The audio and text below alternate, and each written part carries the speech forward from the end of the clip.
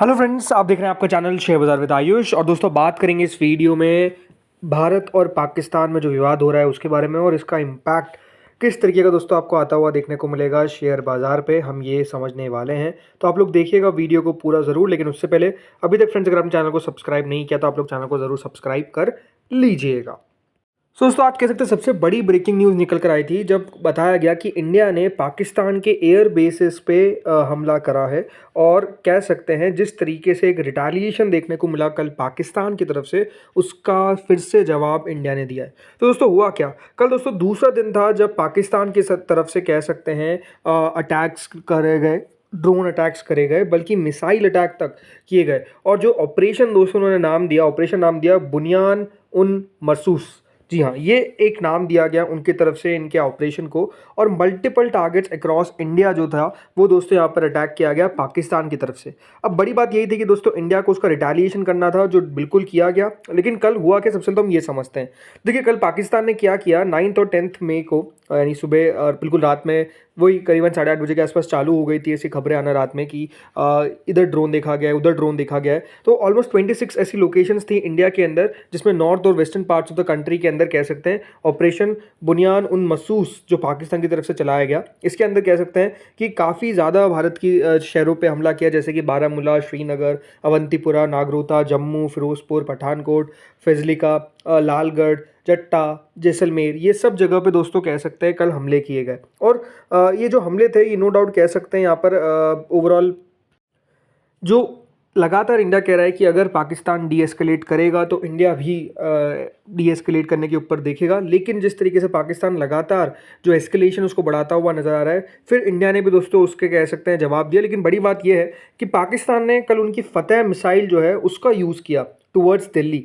ये अपने आप में कह सकते हैं कि दोस्तों सक्सेसफुली इंटरसेप्ट हो गई थी सिरसा के अंदर। लेकिन बड़ी बात यही है कि पाकिस्तान ने ड्रोन की जगह मिसाइल को भी चुन लिया। मतलब ड्रोन तो कर ही रहे थे, बट मिसाइल से भी दोस्तों जो हमला है वो आप कह सकते हैं यहाँ पर कोशिश करी हमला करने की। लेकिन जैसा मैंने कहा, फिर इंडिया को दोस्तों जवाब देना ही था और इंडिया ने जवाब दिया। और ऐसा जवाब दिया कि पाकिस्तान के 4 एयर बेसेस को दोस्तों कल इंडिया ने हिट किया और कह सकते हैं तबाह कर दिया। ओवरऑल ये बड़ी बात है कि जिस तरीके से लगातार दोस्तों एक हम कह सकते हैं कि जिस तरीके से युद्ध की स्थिति लगातार बन रही है। अभी भी देखिए ऑफिशियली वॉर तो अनाउंस नहीं हुआ है, बट हम वॉर जैसे सिचुएशन में तो है, ये क्लियर है, इसमें किसी को भी कोई दोहराए नहीं है। कल दोस्तों इंडिया ने करीबन 4 पाकिस्तान के एयर बेस, जिसमें नूर खान एयर बेस रावलपिंडी में, पाक पोस्ट इन सियालकोट, नारवन, यहाँ पर दोस्तों अटैक किया और ओवरऑल इन सब को ध्वस्त करने का काम किया।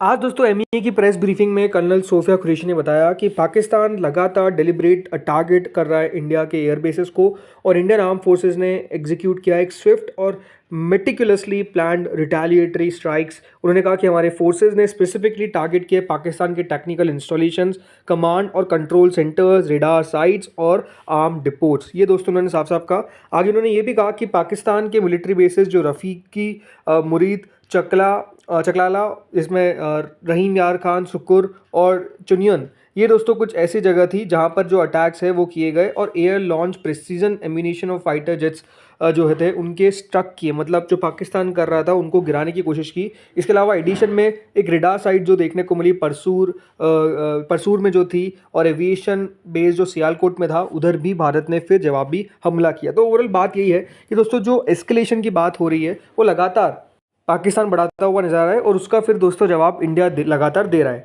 इसके अलावा आप देखिए पाकिस्तान कहाँ कहाँ हमले कर रहा है। पाकिस्तान ने जम्मू के शंभू टेम्पल को भी नहीं छोड़ा, वहाँ पर भी देखिए अटैक करने की कोशिश की, बट इंडिया ने अगेन उसको इंटरसेप्ट किया और उस पूरे मिसाइल को हटा दिया। लेकिन बात यही है कि किस तरीके से दोस्तों पाकिस्तान यहाँ पर हमले करता हुआ नजर आ रहा है, क्योंकि देखिए इंडिया के पास नो डाउट जिस तरीके की इंटरसेप्ट करने की मशीन्स है, जो S-400 जिसकी हम बात लगातार कर रहे हैं, राइट, तो उसने लगातार इंटरसेप्ट सब कुछ कर लिया, और इसीलिए देखिए कोई भी भारत में इतनी कोई खास दिक्कतें नहीं आई। बट नो डाउट जो शेलिंग हो रही है उसमें कुछ जाने जाती भी नजर आ रही है। कल एक जगह पे दोस्तों ड्रोन गिरा भी सही, जहाँ पर बताया गया कि 3 लोग फिर इंजर्ड भी हो गए। लेकिन बात यही है कि दोस्तों इंडिया में कोई बहुत ज़्यादा इसका डैमेज नहीं हुआ, बिकॉज सब चीज़ें इंटरसेप्ट हो गई। इसके अलावा अगर देखेंगे तो एक और खबर निकल कर आती है, जिसमें दोस्तों आईएमएफ ने क्लियर कर दिया $1 बिलियन लोन फॉर पाकिस्तान। जी हाँ, तो आईएमएफ जो यहाँ पर कह सकते हैं $1 बिलियन का लोन जो है वो पाकिस्तान को क्लियर कर देता है। इंडिया ने देखिए साफ साफ इसके खिलाफ बिल्कुल बातचीत करी थी, बट क्योंकि कह सकते दोस्तों जो ऐसा नहीं होता है कि सिर्फ एक कंट्री अगर एब्सटेन कर दे वोटिंग को तो जो लोन है वो नहीं मिलता, ऐसा नहीं होता है। क्योंकि देखिए बाकी कंट्रीज़ भी होती है और बाकी कंट्रीज़ उस तरीके से एब्सटेन नहीं किया। इसके कारण हुआ क्या कि दोस्तों आईएमएफ ने करीबन $1 बिलियन का लोन जो है वो पाकिस्तान के एक्सटेंडेड फंड फैसिलिटी को प्रोवाइड किया। अब ये कह सकते दोस्तों इंडिया ने बहुत ज़्यादा इसके खिलाफ मुहिम चलाई, बट ओवरऑल कह सकते हैं यहाँ पर यही था कि जिसके पास पावर है ज़्यादातर, जैसे कि यूएस है। अब ये बात ध्यान रखिएगा, आईएमएफ की एग्जीक्यूटिव बोर्ड में 25 डायरेक्टर्स होते हैं जो ऑलमोस्ट 190 मेंबर्स रिप्रेजेंट करते हैं। अब वोटिंग पावर जो होती है वो बेस्ड होती है किस तरीके का फाइनेंशियल कंट्रीब्यूशन जो है वो कर रहा है कोई भी देश। अब इसमें यूएस जो है वो ऑलमोस्ट 16% ऑफ द वोट जो है वो होल्ड करता है, और most of the IMF decisions जो होते हैं वो कंसेंसस से बनते हैं।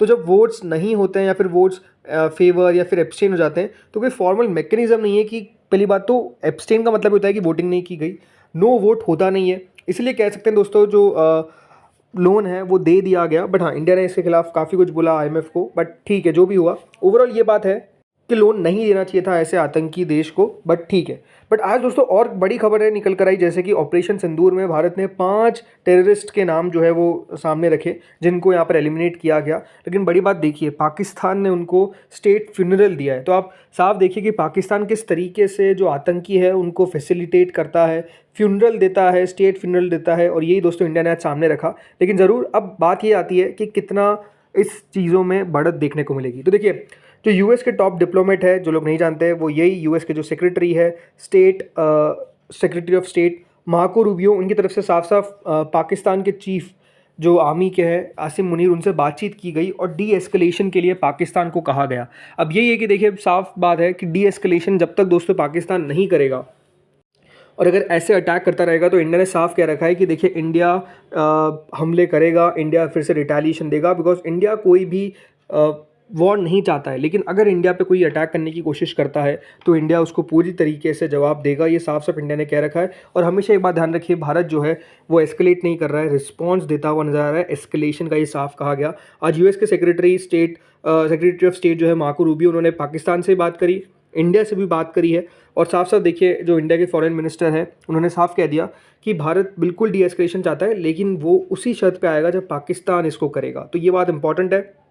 अब देखिए यूएस ये चाह रहा है कि कंस्ट्रक्टिव बातचीत हो दोनों कंट्रीज़ में, ताकि जो फ्यूचर कॉन्फ्लिक्ट है उसको अवॉइड किया जा सके। रूबी ने जैसे आपको बताया कि देखिए पहली ही बात की थी हमारे एक्सटर्नल अफेयर्स मिनिस्टर से जो एस जयशंकर साहब है, राइट, तो उनसे भी बातचीत की गई थी। बट ओवरऑल यही है कि देखिए पाकिस्तान अपनी जो हरकतों से बाज नहीं आता हुआ नज़र आ रहा है, और उसके कारण दोस्तों इंडिया लगातार रिप्लाई दे रहा है। अब ये प्रॉब्लम क्या है कि देखिए दोनों न्यूक्लियर कंट्री है, राइट। जब दो न्यूक्लियर कंट्रीज़ के बीच में दोस्तों कह सकते हैं इस तरीके की टसल होती हुई नज़र आती है तो दुनिया घबराती है, बिकॉज न्यूक्लियर की बात आ जाती है। और वही दोस्तों कह सकते हैं दुनिया को सबसे बड़ी चिंता है। पहले तो देखिए कल तक बयान निकल कर आया था जो यूएस के वाइस प्रेसिडेंट है कि जो लड़ाई हो रही है इंडिया पाकिस्तान में उसमें अमेरिका कुछ भी नहीं करने वाला है, अमेरिका कोई रोल नहीं है, नन ऑफ देयर बिजनेस, ऐसा साफ साफ कहा गया। लेकिन आज कह सकते हैं जिस तरीके से कॉन्फ्लिक्ट बढ़ता हुआ नजर आ रहा है, अब अमेरिका को लग रहा है कि किस तरीके से ये जो कॉन्फ्लिक्ट है इसको खत्म किया जाए, बिकॉज इससे नो डाउट इम्पैक्ट पड़ता हुआ नजर आता है पूरे वर्ल्ड पे। बाकी अब अगर बात करते हैं दोस्तों मार्केट्स के ऊपर, तो देखिए मार्केट्स में कोई खास बड़ी ऐसी गिरावट की एक्सपेक्टेशंस अभी तक तो नहीं दिख रही है, क्योंकि गिफ्ट निफ्टी याद रखिएगा फ्राइडे के बाद ट्रेड करती नहीं है। देखना दिलचस्प होगा कि मंडे को किस तरीके से गिफ्ट निफ्टी ओपन होती है। अभी तो देखिए सिर्फ 2.5 अंक के आसपास ही गिरावट देखने को मिल रही है, बट कॉन्फ्लिक्ट बढ़ता हुआ दिख रहा है। अब ये बात है कि देखिए डी एस्केलेशन को लेकर बातचीत तो चल रही है, अगर डी एस्केलेशन को लेकर ऐसी कुछ पुख्ता खबर निकल कर आती है, आज भी याद रखिएगा प्रेस ब्रीफ हुई सुबह, इसके बाद अभी बताया जा रहा है कि 6 बजे भी, ये बात ध्यान रखिएगा 6 PM को भी प्रेस ब्रीफ जो है वो होने वाली है। अगर उसमें कुछ इंटरेस्टिंग बातें करी गई, कहा गया कि डी एस्केलेशन को लेकर कुछ बातचीत हो रही है, तो देखिए मार्केट इस खबर को बहुत पॉजिटिवली लेगा। बट अभी ये बात ध्यान रखिए, मार्केट्स के लिए ये देखना दिलचस्प है कि किस तरीके से ये जो वॉर लाइक सिचुएशन है, क्या ये वॉर में तब्दील होगी या फिर अब यहाँ से दोनों देश पीछे हटेंगे, ये देखने वाली बात रहने वाली है। सो आई थिंक जिस तरीके से दोस्तों कह सकते हैं टर्न ऑफ इवेंट्स हो रहा है और जिस तरीके से चीज़ें बदल रही है, दिलचस्प है देखिए बाजार को देखना कि बाजार इस पर किस तरीके से रिएक्शन देता है। बिकॉज एक बात ध्यान रखिए, मैंने हमेशा कहा है कि बाजार को एक चीज़ पसंद नहीं है और वो क्या है, वॉर। नो डाउट देखिए अगर देश की बात आ जाती है, जिस तरीके से हमले होते हुए नजर आ रहे हैं पाकिस्तान के, जिस तरीके से आतंक भारत के अंदर पाकिस्तान ने फैलाया है, अगर देखिए युद्ध होता भी है तो हो जाए, इसमें कोई दिक्कत नहीं है, मार्केट्स बाद की बात है, बट अगर आप बाजार के पॉइंट ऑफ व्यू से लेंगे तो बाजार को वॉर पसंद नहीं है। तो दोस्तों इस वीडियो में इतना ही था, होपफुली वीडियो बढ़िया लगा होगा। अगर आपको अच्छा लगा तो लाइक करिएगा, चैनल से पहली बार जुड़े सब्सक्राइब करना। Thank you friends for watching this video.